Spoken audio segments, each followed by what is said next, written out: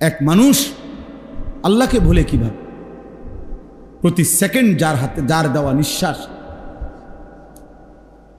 তাকে ভুলে কিভাবে মিয়া? মাকে ভোলা যাইতে পারে, বাবাকে ভোলা যাইতে পারে, স্ত্রীকে ভুলাতে পারে, বন্ধুকে ভোলা যাইতে পারে, রবকে ভুলে কেমন? আল্লাহকে ভুলে কি?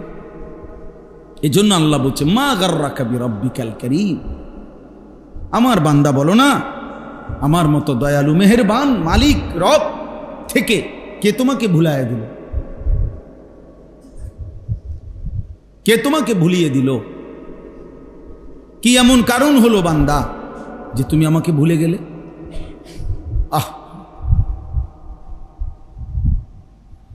আল্লাহ এজন্য ফিকির করে, কেন নামাজ পড়বেন, কেন আল্লাহকে ডাকবেন, একটা বার মালিকের নাম বল। শুধু এই ফালতু কথা, শুধু গল্প। এই কিছু বয়স্ক লোকও আছেন আপনারা, এই যে বিকালে আসরের পরে যাইয়া চা দোকানে বসে রাতের 10টা পর্যন্ত এই চা দোকানে বসে 14 গোষ্ঠীর যত বদনাম গীবত পুরা এলাকা এ বসে বসে এগুলা বদ খাসলত। আর শুধু বিড়ি খাবে, একবার খায় বন, একবার চা, একবার বুট, একবার পেঁয়াজু, একবার আলুর চপ, আর এই ফালতু গল্প গল্প গল্প গল্প। কি বলেন এগুলো? আল্লাহ তাআলা এমন সুন্দর হায়াত দিছেন এই ফাইজলামি করার জন্য, এই চা দোকানে শেষ করে দেওয়ার জন্য?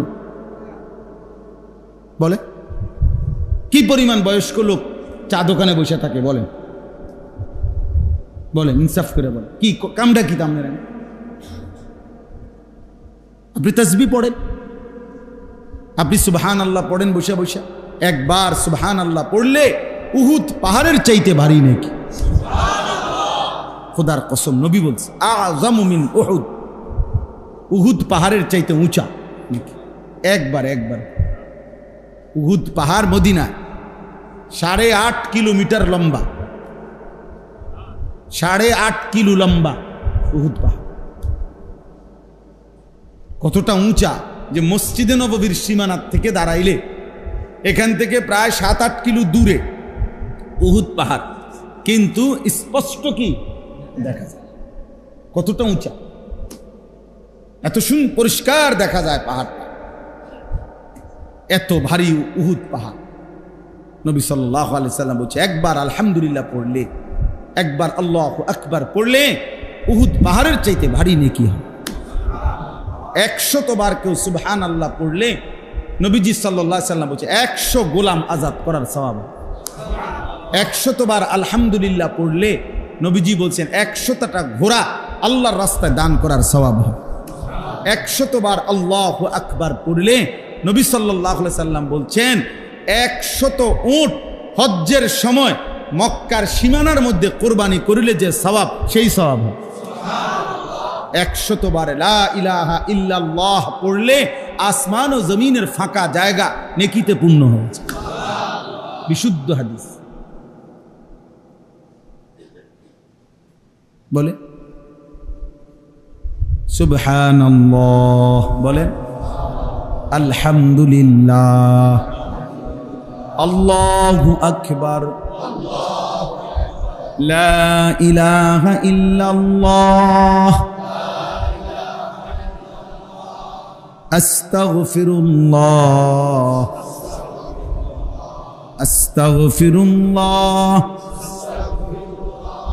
আস্তাগফিরুল্লাহ, সাল্লাল্লাহু আলাইহি ওয়াসাল্লাম, সাল্লাল্লাহু আলাইহি ওয়াসাল্লাম। এই 6 তাসবিহ পড়ব। আমরা বললাম, বুজুর্গরা বলে এই 6টা তাসবিহ সুবহানাল্লাহ, আলহামদুলিল্লাহ, আল্লাহু আকবার, লা ইলাহা ইল্লাল্লাহ, আস্তাগফিরুল্লাহ, সাল্লাল্লাহু আলাইহি ওয়াসাল্লাম। হইল নি 6টা? 6টা হইছি নি? এর মধ্যে 4টা আল্লাহ তাআলার তাসবিহ, একটা আমার নিজের জন্য গুনাহ মাফ চাইলাম, একটা রাসূলুল্লাহ সাল্লাল্লাহু আলাইহি ওয়াসাল্লামের উপর দুরূদ শরীফ পড়লাম। বাহ, কেমন সুন্দর হয়ে গেল বলেন। দুরূদ শরীফ পড়া দরকার নেই, তো এই যে পড়লাম। গুনাহ মাফ চাওয়া দরকার নেই, তো চাইলাম। আল্লাহরে ডাকা উচিত নেই, তো ডাকলাম। কেমন সহজ হয়ে গেল না? সুবহানাল্লাহ, আলহামদুলিল্লাহ, আল্লাহু আকবার, লা ইলাহা ইল্লাল্লাহ, আস্তাগফিরুল্লাহ, সাল্লাল্লাহু আলাইহি ওয়াসাল্লাম। এবার আপনারা কন, আমি চুপ থাক, কোন একটা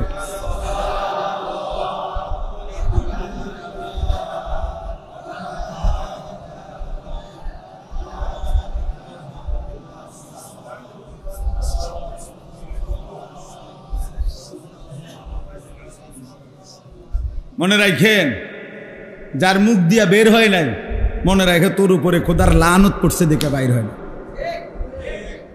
বুঝনে, তোর উপরে আল্লাহ নারাজ দেখে তোর মুখ দিয়ে তোর মালিকের নাম বের হয়। বদনসিব, দুর্ভাগা।